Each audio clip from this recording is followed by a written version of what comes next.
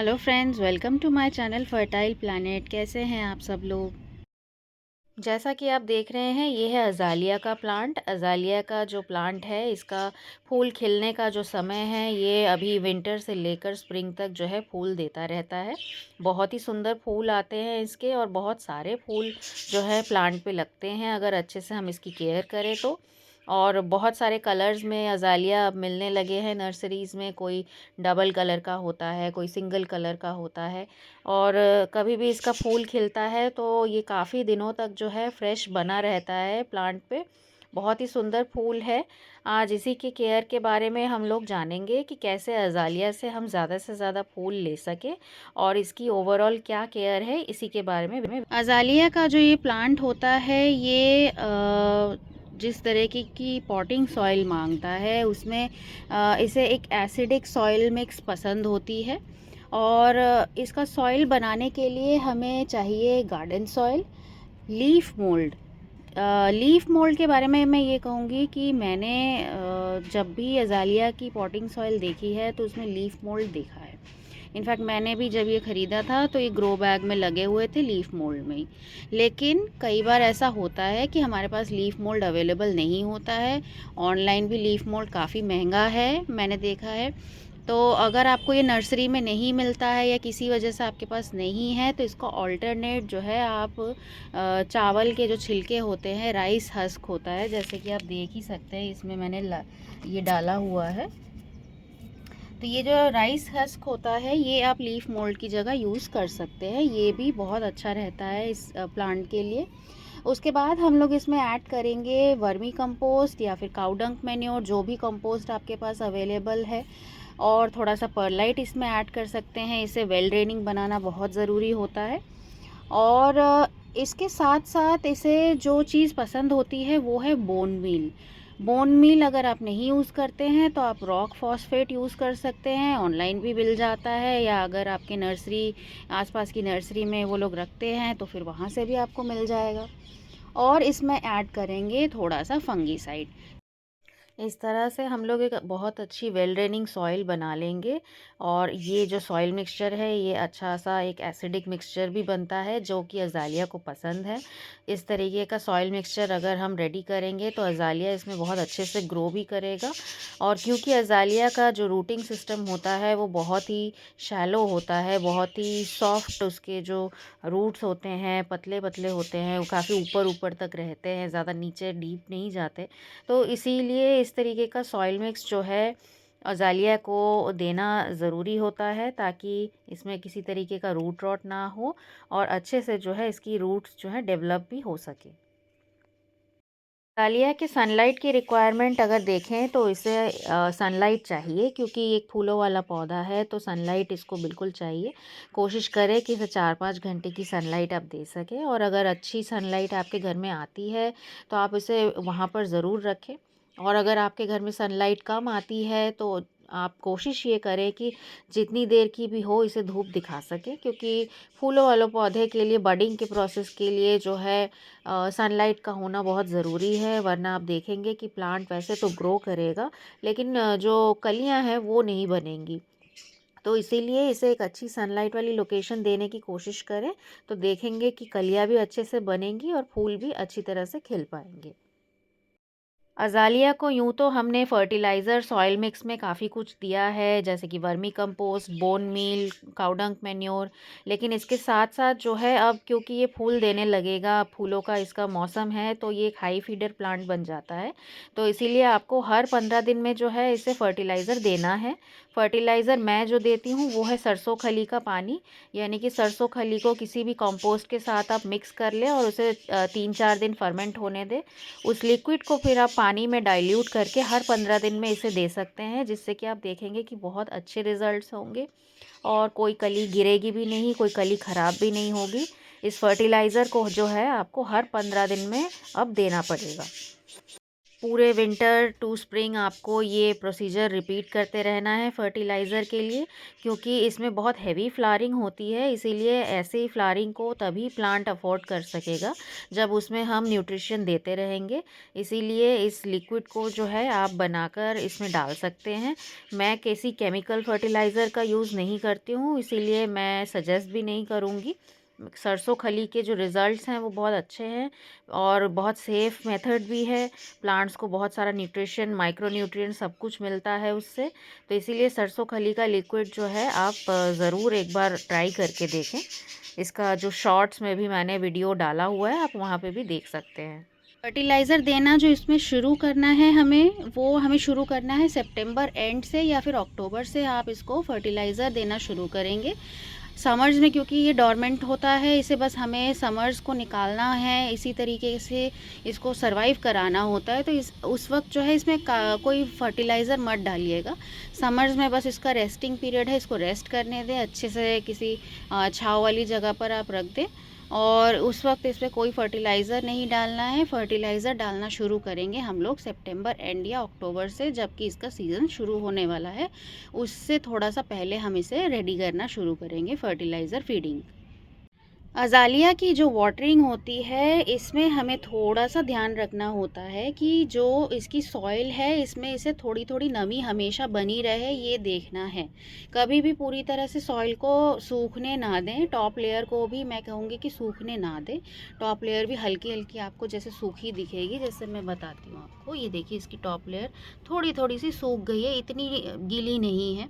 तो इसमें हम हल्की-हल्की वाटरिंग कर देंगे, क्योंकि इसका रीज़न ये है कि जब हम लोग ज़्यादा डिले करते हैं पानी देने में, तो अज़ालिया के जो बड्स होते हैं, जो कलियाँ होती हैं, वो क्रिस्पी ब्राउन होके यानी कि कुरकुरी सी हो जाएंगी और ब्राउन कलर की होके वो झड़ जाती हैं।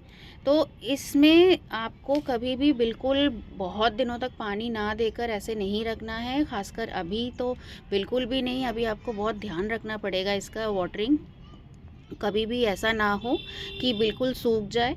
इसमें हल्की हल्की नमी बनी रहे, इसीलिए हम लोग जो है इसमें लीफ मोल्ड वगैरह यूज़ करते हैं, वो भी थोड़ा सा जो है मॉइस्चर होल्ड करता है।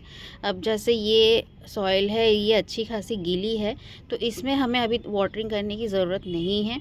लेकिन जिसकी भी टॉप सॉइल आपको हल्की हल्की जो है ड्राई दिखे, उसमें आप थोड़ा बहुत पानी जो है मेंटेन करके चले। और इसमें बहुत ज़्यादा ओवर वाटरिंग नहीं करेंगे, क्योंकि मैंने बताया कि इसकी जो जड़ें होती हैं इतनी ज़्यादा स्ट्रॉन्ग नहीं होती हैं, काफ़ी ऊपर ऊपर से रहती हैं। तो बहुत ज़्यादा अगर आप पानी डालते रहेंगे इसमें, तो आप देखेंगे कि इसकी जड़ें जो हैं वो सड़ जाएंगी। तो इसीलिए वाटरिंग आपको लिमिटेड करनी है और सॉइल को एक मॉइस्चर जो है वो बना रहे, बस इतना आपको ध्यान रखना पड़ेगा। और जो भी पॉट आप चूज़ करते हैं, उसका ड्रेन होल जो है वो अच्छा होना चाहिए, कि आपने ऊपर से इसमें पानी डाला और नीचे से निकल गया, किसी भी तरीके की कोई ब्लॉकेज ना हो, इस बात का आपको ख्याल रखना है अज़ालिया में।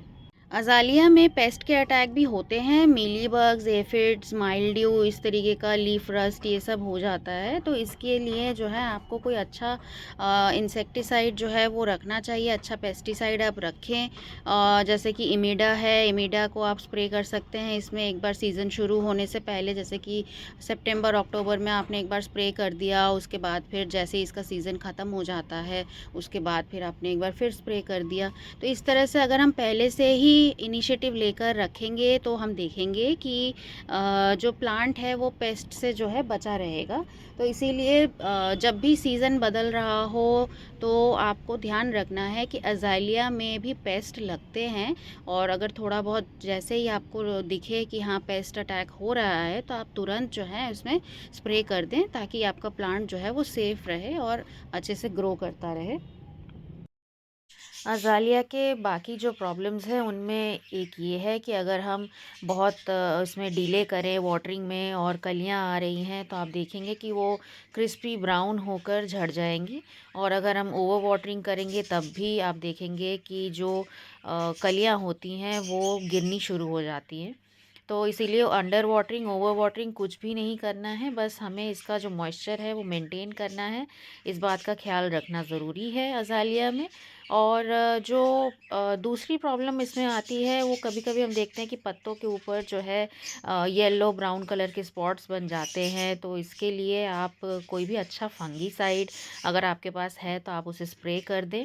जैसे एमी स्टार या फिर साफ का कोई जो भी फंगीसाइड अवेलेबल है, आप पानी में उसे मिक्स करके अच्छी तरह से जो प्लांट पर स्प्रे कर दीजिए, तो ये प्रॉब्लम भी इसकी सॉल्व हो जाएगी। एक चीज़ का ध्यान और रखना है आपको कि जब भी आप अज़ालिया का पौधा ख़रीद कर लाते हैं तो वो लीफ मोल्ड के मिक्सचर में ही जनरली लगा होता है, तो आपको इसे ज़्यादा छेड़ना नहीं है बिल्कुल भी। रूट्स को बिल्कुल डिस्टर्ब ना करें। कोशिश करें कि उसे बहुत आराम से जो है आप उसी सॉइल के साथ अपने नए पॉट में शिफ्ट करें, क्योंकि ज़्यादा रूट्स को अगर हम छेड़ेंगे तो अज़ालिया का प्लांट जो है बहुत ईज़िली अफेक्ट हो जाता है। इसीलिए इसे बहुत आराम से रिपोर्ट करना है। ज़ालिया को आप इजीली प्रोपागेट भी कर सकते हैं किसी भी हेल्दी स्टेम कटिंग से। मॉनसून्स के टाइम पर अगर आप किसी अच्छे पॉटिंग सॉइल में इसे लगा दें या फिर सैंड में लगा दें, तो अच्छे से जो है इसकी एक न्यू प्रोपागेटेड प्लांट जो है वो आपको मिल सकती है। और इसके अलावा आप इसे सीड से भी ग्रो कर सकते हैं कि जब फूल खिल जाते हैं इसके सारे और पॉलिनेशन होता है, तब इसके बीज भी बन सकते हैं, जिससे कि आप नया प्लांट ग्रो कर सकते हैं। फूलों के खिल जाने के बाद जो है इसे हम बहुत थोड़ा थोड़ा सॉफ्ट प्रून कर देंगे। हार्ड प्रूनिंग बिल्कुल भी नहीं करनी है इन प्लांट्स में।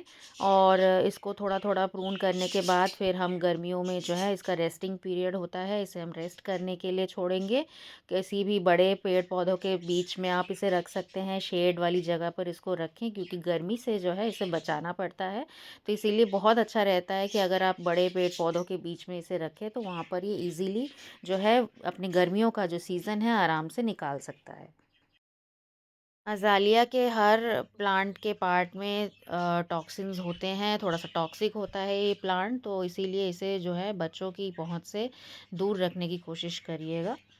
अज़ालिया के मेरे प्लांट में आप देख सकते हैं ये एक ही कली अभी तक सक्सेसफुली इतनी हो पाई है, क्योंकि हमारे यहाँ पर जो स्क्विरल्स हैं वो आते हैं और इनके बड्स को चबा जाते हैं। ये मैं दिखाती हूँ आपको, अगर आप देख पा रहे हैं तो ये देखिए,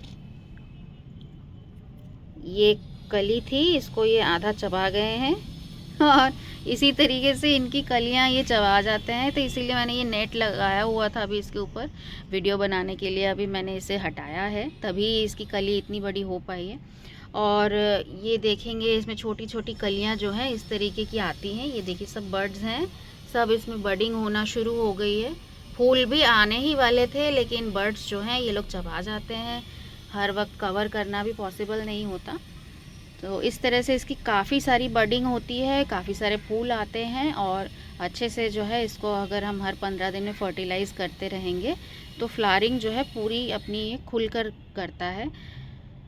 अज़ालिया के लिए कभी भी बहुत बड़े बड़े पॉट्स नहीं लेने हैं आपको। प्लांट के साइज़ के अकॉर्डिंग जो है आपको पॉट लेने चाहिए। वो इसलिए क्योंकि एक तो इसके रूट्स बहुत ही नाजुक होते हैं, तो इसके अगर हम इसे बहुत बड़े बड़े पॉट्स में अगर हम लगा देते हैं तो आप देखेंगे कि उसमें हम जब वाटरिंग करेंगे तो ज़्यादा वाटरिंग करेंगे, रूट रॉट बहुत ईज़िली उसमें हो जाएगा। तो इसीलिए इसकी रूटिंग सिस्टम इतनी गहरी नहीं होती है, तो इसे छोटे पॉट में आप लगाएं। जैसा आपका प्लांट है, देखिए जैसे ये मेरा प्लांट है तो मैंने इसे इस गमले में लगाया हुआ है। ये 6 इंचेस का गमला है और अभी ये जो है अच्छे से इसमें ग्रो हो रहा है। ये जो मेरा प्लांट है ये मेरे लास्ट ईयर का प्लांट है और इसे भी मैंने छोटे पॉट में ही लगाया हुआ है।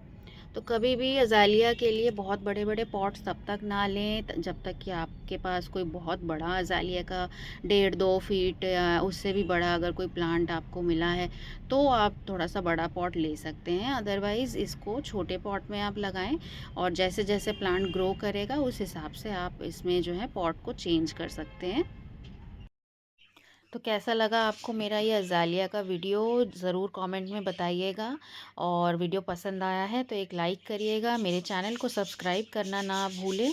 और अगर आपके कोई भी सवाल हैं तो आप कमेंट में पूछ सकते हैं, मैं पूरी कोशिश करूँगी कि आपके डाउट्स को क्लियर कर सकूँ। तो मिलते हैं अगले वीडियो में किसी और प्लांट की केयर के साथ, तब तक के लिए हैप्पी गार्डनिंग।